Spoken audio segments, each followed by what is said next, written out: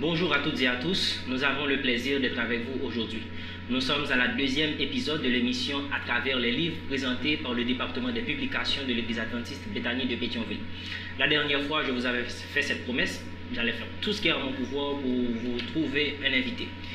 Chose dite, chose faite, nous avons avec nous un invité, lecteur de l'Église et qui répond au nom de Pierre Gelson Teluska, à qui nous disons bonjour. Bonjour Ismaël. Bonjour Gelson, comment ça va? Bien, grâce à Dieu, et je dois dire aussi bonjour aux différents auditeurs et téléspectateurs qui nous regardent et qui nous écoutent aussi à travers les ondes. Je suis particulièrement heureux de faire partie de cette émission et c'est un plaisir pour moi et merci de m'avoir invité Ismaël. Le plaisir est partagé. Et la dernière fois, nous avions vu une partie de ce livre, Message à la jeunesse. C'est un livre extraordinaire que nous avions lu et nous avions tiré des leçons assez captivantes. Et aujourd'hui, qu'est-ce que nous allons voir à travers ce livre? Bon, super, alors je dois dire par anticipation que ce livre est extraordinaire dans la mesure où c'est un classique dans la littérature adventiste. Et c'est un livre qui est conçu même pour les jeunes adventistes, et que vous soyez adventiste ou que vous soyez de toute autre confession religieuse, mais pour les jeunes en particulier. Alors, le point le plus important sur lequel on va s'entendre aujourd'hui, on va discuter, c'est surtout la sociabilité, les relations sociales. Donc, dans cette partie, Ellen White parle de beaucoup de choses, de beaucoup d'éléments comme les rapports que nous avons entre les relations humaines, les fréquentations, etc. Comment transmettre l'évangile de l'Éternel, l'évangile de Dieu, et avec les rapports que nous avons avec les uns et les autres. Ok, parfait. Et vous aviez précisé la sociabilité. Qu'est-ce que vous voulez dire par sociabilité? Comment ce terme est-il développé à travers cet ouvrage? À travers cette page. Mais d'abord, je dois vous dire que la question de sociabilité est forte. C'est un élément qui nous met en connexion avec l'environnement, avec l'écosystème, comme dirait, c'est pour employer un nouveau terme aujourd'hui, un nouveau concept. Et c'est le rapport que nous avons avec nos semblables, d'accord? Dans la partie, dans ce livre, en particulier Message à la jeunesse, la sociabilité est présentée dans le sens que les jeunes adventistes doivent prendre le soin de se former, de se préparer pour aborder la société avec cette mouvance qu'il y a dans la société, mais surtout comment transmettre l'évangile, comment parler avec des gens sur Jésus.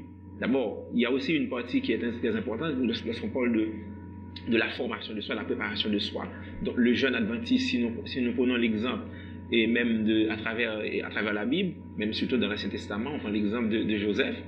Joseph, il a grandi dans sa famille, mais c'est comme si de manière inconsciente, il était préparé pour devenir un premier ministre, si on peut employer le terme d'aujourd'hui, un gouverneur à l'époque, c'est-à-dire c'était le premier empire de l'époque. Donc il a appris les bonnes manières, il a appris la sociabilité, il a passé un bon bout de temps dans ce qu'on appelle en prison, il était emprisonné. Donc là, Joseph s'est préparé et finalement il est devenu gouverneur.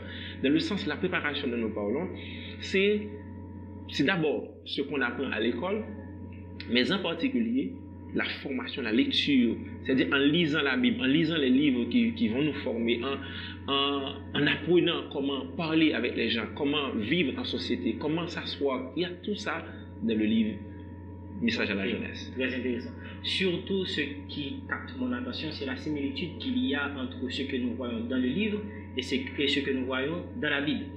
Et surtout à l'Église, c'est ce que nous prônons. Nous prônons ce qui est juste, ce qui est bien et surtout ce qui se base sur la parole de Dieu. Donc, dans cet ouvrage, nous pouvons dire que le sujet de la sociabilité qui est développé est tiré de la Bible. Et ça, c'est très intéressant. Nous pouvons dire que les jeunes doivent se conformer comme le Christ l'avait fait, ou même comme Joseph, comme vous l'aviez dit. Et Jésus était un autre exemple. Parce que si nous voyons l'histoire de Jésus dans les évangiles, nous pouvons constater que Jésus faisait de même. Il visitait les gens, il faisait des miracles, il se liait d'amitié avec les gens et encore mieux, encore plus, nous pouvons dire, avec ceux qui avaient besoin de lui. Donc, c'est message à la jeunesse, c'est un message lancé à tous ceux et celles qui veulent marcher avec le Christ, qui veulent suivre Jésus, mais aussi qui savent qu'ils ne travaillent pas uniquement pour le ciel, mais aussi pour vivre ici-bas avec ceux qui sont autour de nous.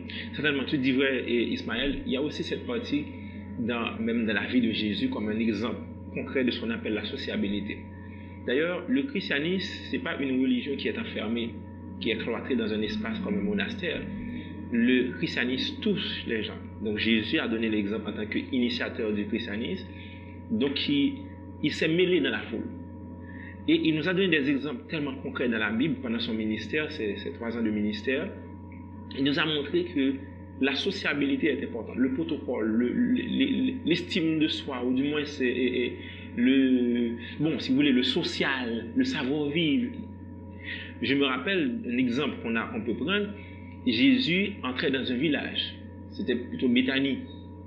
Le texte dit que Jésus est entré dans un village et une femme nommée Marthe le reçut dans sa maison. Donc Jésus n'est pas allé directement dans la maison de Marthe, mais il était dans le village. C'est-à-dire, avant même d'entrer dans la maison, donc il ne saurait entrer dans la maison comme ça.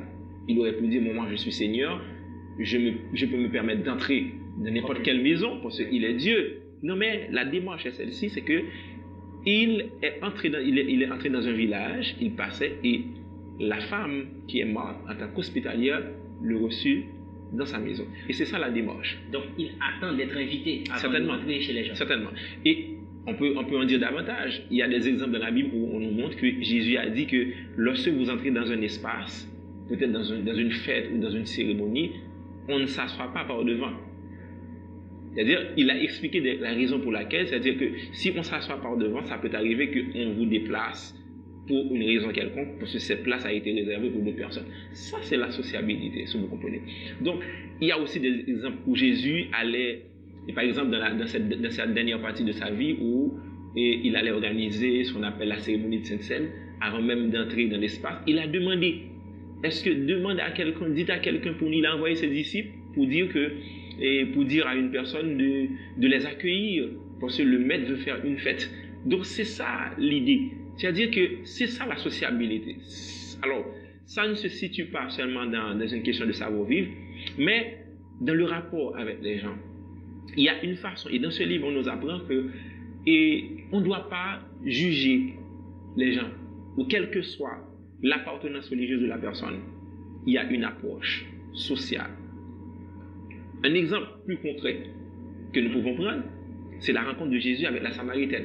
Il n'y a pas un exemple qui soit plus visible, plus concret, plus sociable que celui-là. La dame était venue au bord du puits et Jésus lui a demandé à boire avec beaucoup d'élégance. On pourrait même dire que Jésus est en train de courtiser la dame, et ce qui n'était pas le cas. Et les disciples même avaient des présomptions, les disciples avaient peut-être des clichés dans leur tête. Mais qu'est-ce que le Seigneur est en train de dire à cette dame?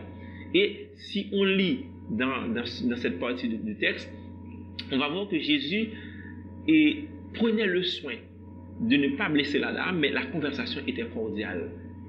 Okay? Donc c'est ça l'idée, c'est-à-dire que les jeunes doivent se former. Peut-être il y a aussi un autre élément sur lequel je dois m'attarder, c'est la question de communication. Jésus était un communicateur. Disons, le plus grand des communicateurs. Le meilleur. Certainement. Et nous sommes, franchement, jusqu'à maintenant, je peux dire que je suis épaté par les écrits d'Ellen White, surtout à travers ce livre. Et maintenant, une question. Si vous vouliez résumer ce chapitre en une phrase ou deux, qu'est-ce que vous alliez dire? Bon, avant même de résumer, je peux lire une partie assez courte pour vous. Alors, pour les auditeurs en particulier, il parle des relations sociales. C'est par les relations sociales que le chrétien entre en rapport avec ses semblables, qu'il fasse briller la lumière divine qu'il a reçue sur le chemin ténébreux de ceux qui se perdent. Son influence sociale, sanctifiée par l'Esprit du Christ, l'aidera à gagner des âmes au Sauveur. Son influence sociale, sanctifiée par l'Esprit du Christ. Donc voilà, il y a aussi une prudence à laquelle nous devons tous prêter attention. Il y a ce qu'on appelle, dans la question de social, ça ne veut pas dire que je dois me mêler avec la société. Le principe est fondamental. Je vis dans la société, mais je ne suis pas de la société. Je vis dans le monde, mais je ne suis pas du monde. Le monde a ses valeurs, mais moi aussi, j'ai les miennes. Donc, pendant que je suis dans la société, je fonctionne, je garde aussi mes valeurs parce que mon idéal, mon objectif, ou peut-être la mission qui m'a été confiée par le Seigneur, c'est de propager la bonne nouvelle. Mais je ne peux refuser qui que ce soit, indépendamment indépendamment de la vie de la personne, de son histoire, de son origine, de sa couleur, etc. Donc, c'est-à-dire que nous avons à partager cette bonne nouvelle.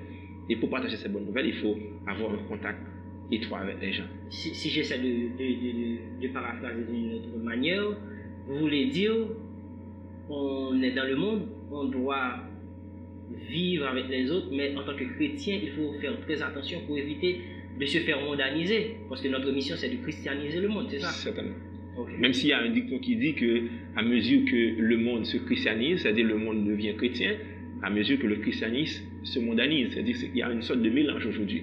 Mais à travers le livre d'Ellen White, il nous permet d'établir la démarcation entre ce que nous sommes, entre la mission que Dieu nous donne et le vécu du monde, ou peut-être les valeurs du monde. Parce que les valeurs du monde sont en contradiction avec nos valeurs en tant que chrétiens.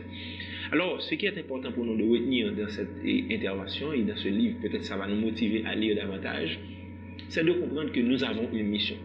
Nous avons une mission et nous avons intérêt à nous former. Et peut-être on peut s'attarder là-dessus pour dire qu'on peut prendre l'exemple de Daniel et même de Joseph. Daniel parlait différentes langues, Joseph parlait différentes langues. Peut-être l'apprentissage des langues serait important pour les jeunes de comprendre que le Seigneur peut vous demander à n'importe quel moment de faire n'importe quelle intervention, n'importe où. Vous voyez, c'est plus qu'on se forme, c'est plus on est à la disposition de l'Esprit de Dieu pour être utilisé. Voilà, c'est ça notre l'idée. Donc j'encourage, de ma part, j'encourage vraiment les jeunes adventistes, les jeunes à étudier la Bible, à lire, à étudier les livres d'Ellen White, qui ont pour tendance à nous former, à nous aider à grandir, à avoir un intellect. Parce que les livres sont extraordinaires parce que ça touche différents domaines scientifiques. D'accord? Lorsqu'on nous sommes des lecteurs, donc on a un bagage extraordinaire, on est sociable, on peut discuter sur différents sujets. Oui. Voilà. Merci d'avoir été avec nous aujourd'hui et votre présentation a été superbe et je vous remercie encore une fois. Merci à vous d'avoir prêté attention à cette émission, à ce deuxième épisode. Et je vous invite à continuer à suivre nos émissions, à suivre la radio-télé de Bethany de Pétionville. Et aussi, je vous encourage à lire ces ouvrages. Comme vous le voyez, merci. Message à la jeunesse, c'est un livre vraiment superbe. Je vous invite à le lire. Vous allez tirer tellement de leçons que comme moi, après avoir lu la dernière page, vous allez dire, bon, j'ai du travail à faire. Parce que nous, les jeunes, nous ne sommes pas n'importe qui. Merci de nous avoir suivis. Merci, Gerson, d'avoir été présent. Et à la prochaine. Ça a été un plaisir pour moi, Ismaël. Merci à tout le monde. Soyez bénis. Bye.